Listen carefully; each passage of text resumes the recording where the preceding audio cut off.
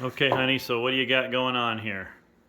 So, I'm actually doing this for my son, but thought it might be kind of a good idea to talk about how to make just a simple pot roast, because most people enjoy pot roast, and my son just bought his own house.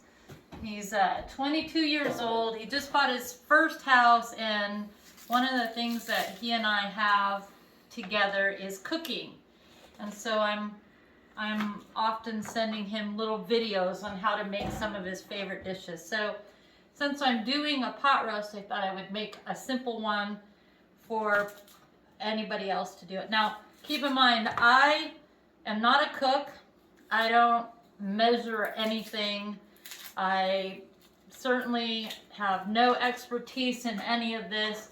This is just how I cook, and my family seems to like my cooking, so I just thought it'd be kind of an easy way to show him how to do this, and then show anybody else who's learning how to cook how to do this. So what we're doing is making a pot roast. And what I always do is buy a chuck roast, and I usually buy like maybe 3 to 4 pounds or so for my family. You know, I don't have a big family, and then I always put in onions and carrots. And so a lot of times when our store has pot roast on sale, like chuck roast like this, we buy like 3 or 4 of them if it's on sale, and put them, wrap them a lot with saran wrap, and then put them in the freezer and pull them out and let them thaw when we want to have pot roast. So that's what we're doing today. So this one we bought sometime like in June, and we've had it frozen all this time, and so today I'm making pot roast. And so what I do to begin with is cut onions and put the onions in there. And when I have all my onions put in there, then I'll do carrots, and then I'll show you what I'm going to do with the pot roast when I come back. Okay, so typically what I do is you can either quarter the onions or half them. I've done both. I've done it both ways. And I'm going to put these onions in my pan, and I'm going to have my vegetables sit underneath my meat. So all the juices from the meat get on top of the vegetables, and it sears that juice in. And you know, some people, they brown their roast beef before they bake it. I'm just making it really simple, and I'm doing it in a roasting pan instead of the crock pot, because not everybody has a crock pot. And I wanted to show my son how to bake this, and if he doesn't use his crock pot, this is an easy way to do it. So I've got all my onions in here. Now I'm going to put all my carrots in there, and I just get a big bag of the baby peeled carrots. It just makes it really easy. And I'm just going to put them all in here, just like that. You can see I have a big roasting pan. And now I'm going to season the beef, and I'm going to use pepper, salt, garlic powder, and some Monterey seasoning. I'm also going to use some rosemary and fresh thyme. So first I'm going to salt and pepper it, and I'm going to get both sides.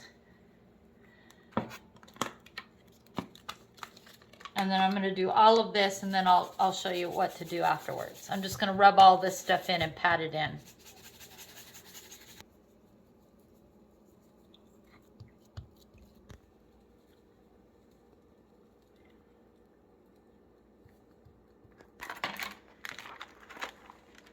I'm going to put these in last.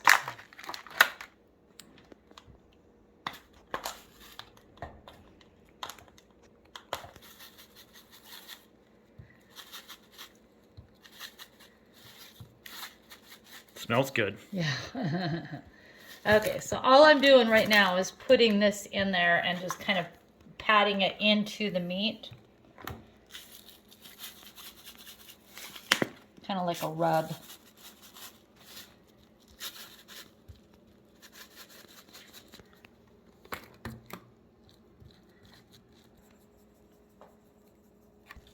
Okay, so make sure you get the sides.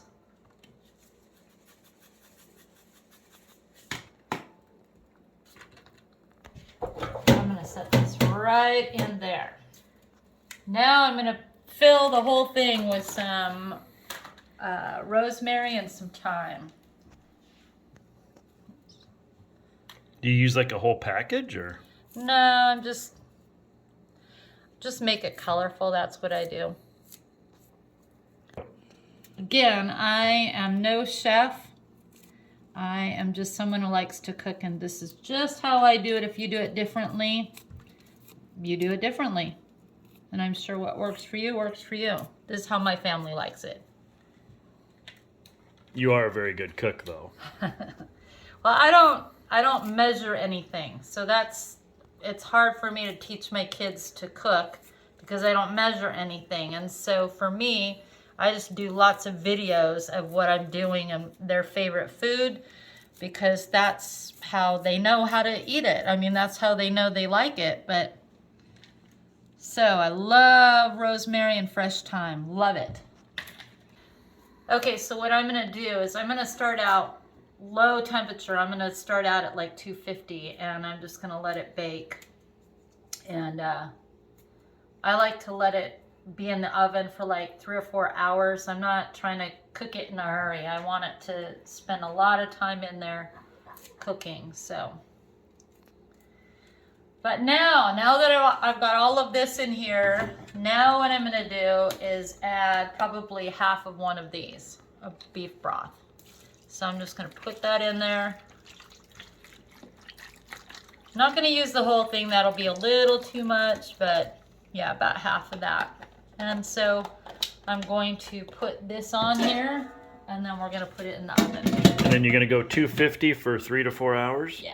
And then it's then done? I'm going to or? check on it. Yeah, and then I'm going to, if it's not done, I'm going to turn it up to 350 and then cook it until it's done. So we'll check back here in 3 to 4 hours? Yeah. Is that our plan? Okay. Yeah. So if you were going to do this in a crock pot, you could do exactly the same thing. So it's just that I ended up putting the full thing of beef broth in there because I really want it juicy, and I'm going to make, with the juice afterwards, I'm going to make gravy. So I'll show you how to do that. But so I've got it covered. I'm putting it in, and I'm just going to check it in a couple of hours. See how it's doing. Okay, so it has been about 2.5 hours, and I'm just going to check it.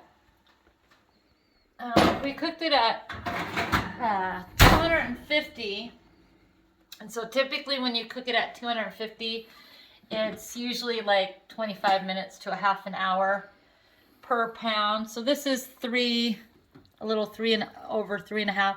So I want it to be just fall apart when I put my fork in there. So this is not done. So we're just going to put it back in and just let it keep slow cooking. Oops, sorry. All right, so we'll check back. Yeah. What are you barking at over there, huh? Vinny boy. Okay, I'm going to check it. It's been 2 hours since we checked it last time. So you're at about 4 hours. Yeah. And we're just going to see if it's falling off the bone yet. It's almost there. I'd say maybe another hour. Yep, It's making getting progress. close. It's tender. Yeah. Boy, it looks good. Smells really good. Too bad you Oh can't my smell gosh. Yeah, the house smells amazing. All right, back in. Okay, here we go.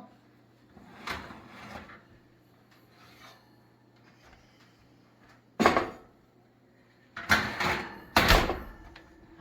let's see if it's fallen off the bone yet.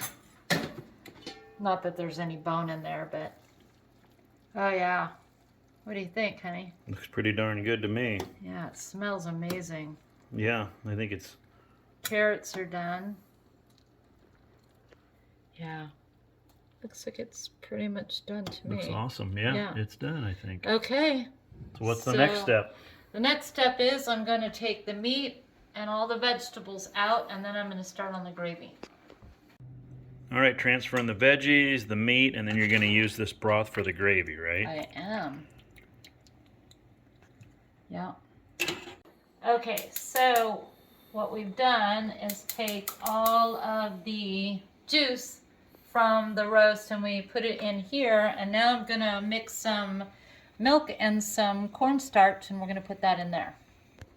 So I'm taking about a cup of milk, maybe a little more, and then I'm gonna take maybe a cup of cornstarch, and I'm gonna use my immersion blender and blend it all together. And once that mixture that we poured, all the juices that we poured from the roast start boiling, then I'm gonna start whisking this in. So that's what I'm gonna do. And I don't measure anything, so. So you're saying like a third of a cup, roughly? Yeah, maybe a little more than that. 2 heaping spoons. And then I'm just gonna take and mix it up with my immersion blender.